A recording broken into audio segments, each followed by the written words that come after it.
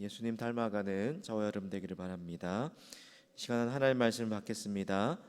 이 복된 시간 주시는 하나님 말씀은 신약 성경 마태복음 17장 24절에서 27절까지 말씀입니다.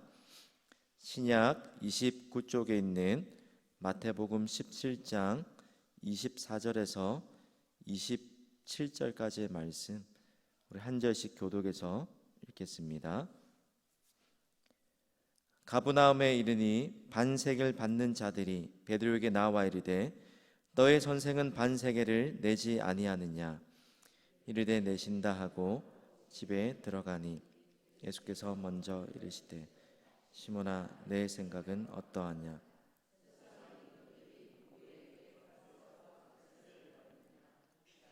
내게나 타인에게냐. 베드로가 이르되 타인에게니이다. 예수께서 이르시되 그렇다면 아들들은 세를 면하리라. 그러나 우리가 그들이 실족하지 않게 하기 위하여 내가 바다에 가서 낚시를 던져 먼저 오르는 고기를 가져 입을 열면 돈 한 세겔을 얻을 것이니 가져다가 나와 너를 위하여 주라 하시니라.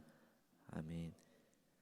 우리가 읽었던 말씀 앞절에 보면 갈릴리를 예수님께서 지나시면서 제자들에게 두 번째로 십자가를 지시고 또 고난을 당하실 것이라는 순환을 이야기하십니다.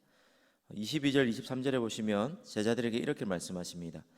갈릴리에 모일 때에 예수께서 제자들에게 이르시되 인자가 장차 사람들의 손에 넘겨져 죽임을 당하고 제3일에 살아나리라 하시니, 예수님께서 두 번에 걸쳐서 제자들에게 미리 내가 이제 십자가를 지고 고난을 당할 것이다, 이 순환을 예고하시는 그 목적, 그것이 무엇입니까?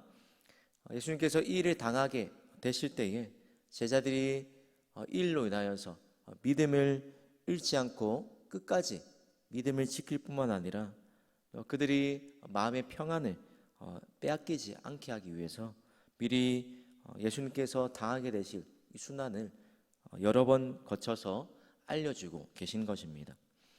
그런데 예수님께서 이렇게 말씀하셨을 때 제자들의 반응이 어땠습니까? 매우 근심했다라고 이야기합니다. 몹시 근심하면서 슬퍼했다는 겁니다. 그럼 예수님께서 십자가를 지실 뿐만 아니라 십자가에 고난 당하실 뿐만 아니라 부활하신다는 사실을 함께 이야기해 주셨는데 불구하고 제자들이 매우 근심했다. 왜? 그 이유가 무엇입니까?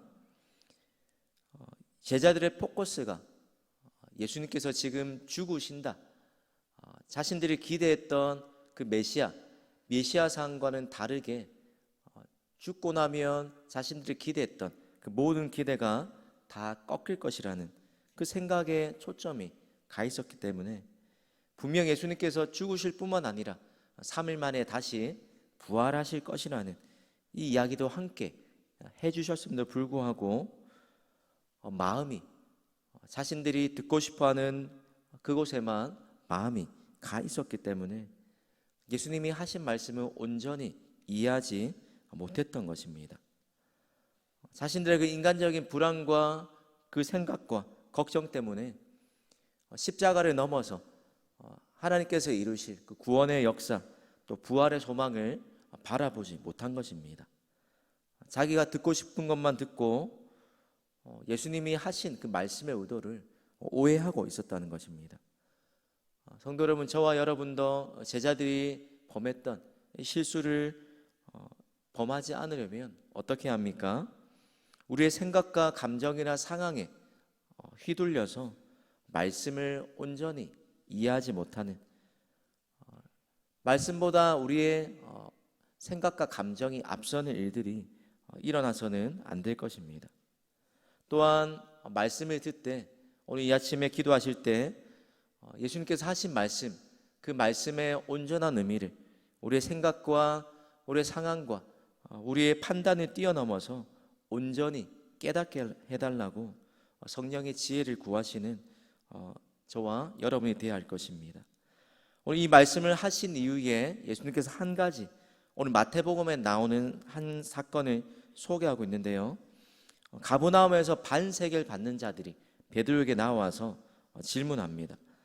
그래서 반세겔 받는 자들, 이 사람이 어떤 사람이냐면 세금을 징수하는 사람들을 의미하는 것입니다. 즉 성전세를 거두는 사람들이 반세겔을 받는 자들이었습니다. 유대인의 그 법에 따르면 당시에 20세가 넘는 유대인 남자라면 6월절 한 달 전쯤에 그 시기가 되면 매년 반세겔을 성전세로 냈다고 합니다. 그럼 반세겔이 얼마 정도의 그런 가치냐면 일반 노동자들이 이틀 동안 일해서 벌 수 있었던 그 품삯이 반세겔이었습니다. 이 반세겔을 가지고 성전을 관리하고 또 제사 제도를 유지하는 그런 목적으로 이 성전세를 거뒀다는 겁니다. 그래서 로마에 납부하는 그 세금 외에도 이 이스라엘 성인 남자들이 자발적으로 자신들이 어디에 흩어져 있든지 간에 자신이 유대인이라면 또 20세 이상 남자라면 이 성전을 관리하는 이 일에 자부심을 가지고서 자발적으로 성전세를 냈었습니다. 이 사람들이 베드로에게 와서 예수님도 성전세를 내느냐라고 물었습니다. 당연히 내겠지라는 이런 기대가 섞인 질문인데, 여러분 이 질문을 한 이 성전세를 내느냐라고 물어본 이 성전을 거두는 사람들의 의도가 무엇입니까? 그 당시에 그 사람들에게 각인되었던 예수님의 이미지가 바로 매우 급진적인 인물로 비춰졌기 때문에 예수님이 어떤 분이신지 알아보고 예수님을 예수님에 향해서 또 시비를 걸 만한 그런 것들을 이 질문에서 제자들에게 베드로의 이 답변을 통해서 그들이 예수님을 걸고 넘어질 만한 거리들을 찾고 있는 것입니다. 여러분 예수님 당시에 이 성전세가 대단한 그런 또 논쟁거리였습니다. 한쪽에서는 매년 이 성전세를 내야 한다라고 주장하고 또 한쪽에서는 매년 낼 필요가 없고 평생에 딱 한 번만 내면 된다. 20세가 될 때 평생 한 번 내면 된다라고 이야기했다는 겁니다. 성전에 관련된 권력자들이 아니다, 율법에 근거했기 때문에 이것들을 내야 한다라고 의무적으로 내야 한다고 주장한 반면에 또 에세네파라는 이 사람들은 이 출애굽기 30장 11절과 16절 말씀을 이렇게 해석할 때 매년 내는 이런 성전세가 아니라 한 번 내면 족하는 생명의 속전으로 그렇게 이해했기 때문에 이 목숨값을 대신하는 이 기능을 하는 이 생명의 속전으로 한 번만 내면 된다라고 이렇게 서로 충돌되는 주장을 하고 있었다는 겁니다. 그래서 베드로에게 이 질문을 하면서 예수님이 성전세를 반대하는 입장인지를 파악하면서 예수님을 공격할 빌미를 찾고자 한 것입니다. 이 질문에 베드로가 예수님께서 당연히 이 성전세를 내신다고 대답하고 그리고 집으로 돌아왔을 때 예수님께서 먼저 베드로에게 한 비유를 통해서 이것과 관련된 이 성전세와 관련된 더 깊은 그런 의미를 알려주십니다. 오늘 본문의 25절과 26절 말씀입니다. 예수께서 먼저 이르시되 시몬아 내 생각은 어떠하냐? 세상 임금들이 누구에게 관세와 국세를 받느냐? 자기 아들에게냐 타인에게냐? 베드로가 이르되 타인에게니이다. 예수께서 이르시되 그렇다면 아들들은 세를 면하리라. 여러분 왕의 아들 통치자의 자녀가 그 세금을 면제받는 것처럼 또 그의 가족들에게 이 세금들이 걷어지지 않는 것처럼 하나님의 집인 이 성전에서 하나님의 자녀도 그 세금을 내지 않는 것이 당연하다라고 낼 필요가 없다라고 이 비유를 통해서 말씀하고 계십니다. 이 비유를 통해서 예수님께서 말씀하시는 또 예수님이 자신이 어떤 분이라고 말씀하고 계십니까? 성전을 낼 필요가 없는, 또 성전의 참 성전 대신 하나님의 아들이시라고 본인을 이 말씀을 통해서 드러내 보여주고 있는 것입니다. 뿐만 아니라 아들들도 성전을 낼 필요가 없다, 세를 면하리라 라고 말씀하시면서 예수님의 뒤를 따라 제자의 길을 걸어가는 예수님의 제자들도 하나님의 아들들이라고 동시에 알려주고 계신 것입니다. 예수님께서 이렇게 이 말씀하신 이후에 한 가지 기적을 통해서 성전세를 내십니다. 이 가르침을 가르치신 이후에 바다에 가서 낚시를 던져서 맨 먼저 올라오는 그 고기의 입을 열면 성전세를 낼 동전 하나를 찾을 수 있다라고 이야기하십니다. 그리고 그 세금을 징수하는 자들에게 주라고 하십니다. 예수님께서 그 성전세를 내실 필요가 없는 하나님의 아들이심에도 불구하고 이 성전세를 내시는 그 의도가, 그 목적이 무엇입니까? 오늘 상반절 27절 상반절에 이렇게 이야기하십니다. 그러나 우리가 그들이 실족하지 않게 하기 위하여. 여러분, 고대 사회에서 짐승과 물고기의 소유도 왕에게 있었다라고 그렇게 인식되었습니다. 그래서 물고기 입에서 나오는 그 동전을 통해서 세금을 내게 하시는 그분이 바로 만물을 주관하시는 하나님의 아들, 또 하나님이시다라는 사실을 알려주실 뿐만이 아니라 오늘 그들이 실족하지 않게 하기 위해서 이 일들을 행하신다, 성전세를 내신다라고 이야기하십니다. 의도적으로 사람을 곤란에 빠뜨리시거나 또 어떤 사람과 불필요한 마찰이나 또 오해를 일으키지 않기 위해서 이 행동을 하고 계시다라고 분명히 알려주고 계십니다. 사랑하는 성도 여러분, 오늘 설교의 제목이 덕을 세우는 제자의 삶이라는 그런 제목으로 설교의 제목을 붙였습니다. 이 말씀을 비추어서 저와 여러분의 삶 또한 어떠한지를 한번 비춰 보아야 할 것입니다.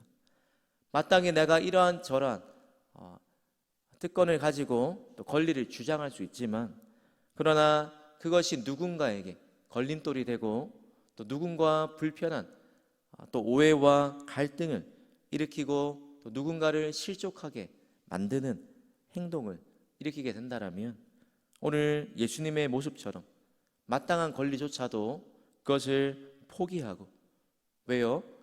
다른 사람의 덕을 세우고 또 다른 사람이 실족하는 일이 없도록 하기 위해서 다른 사람을 그렇게 배려하고 섬기는 사람이 예수님의 제자다라고 보여주고 계십니다.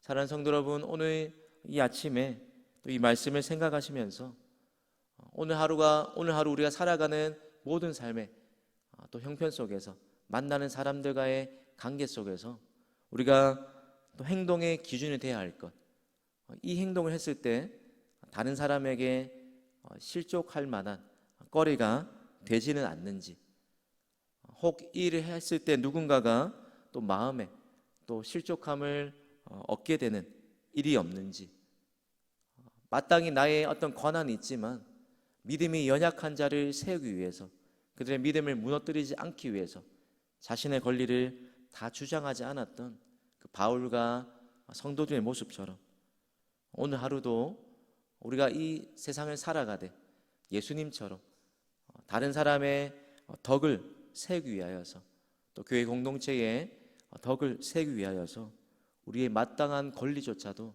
내려놓고 또 다른 사람의 영혼을 돌아볼 줄 아는 그런 믿음으로 살아가시는 저와 여러분의 믿음 되시기를 주님의 이름으로 축복합니다.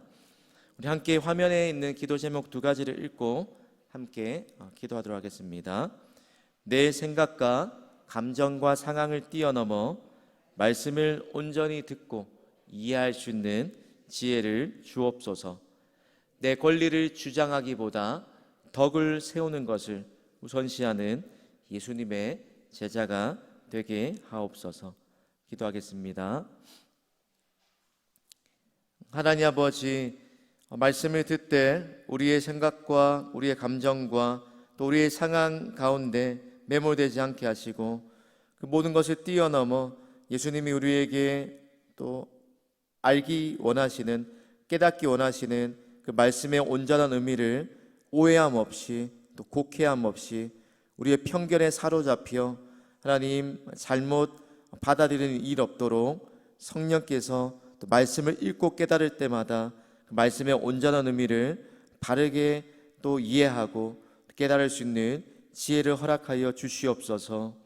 하나님 아버지, 오늘 하루를 살아가는 예수님의 제자된 우리의 삶 가운데 마땅히 우리가 당연하게 할 수 있는 행동조차도 이를 통하여서 누군가의 마음을 어렵게 하고 실족하게 하는 거리가 된다라면 하나님 덕을 세우기 위하여 그것조차도 또 절제하며 온전히 하나님의 또 말씀과 또 공동체와 영혼의 유익을 위하여서 우리의 것들을 또 절제하며 덕을 세우는 그런 참된 예수님의 제자의 삶 살아갈 수 있도록 인도하여 주시옵소서. 오늘 하루도 주님 앞에 가지고 나온 기도의 제목들 주님 들어주시고 주님 만나고 돌아가는 새벽 되게 하여 주시옵소서. 감사드리며 예수님의 이름으로 기도드립니다. 아멘.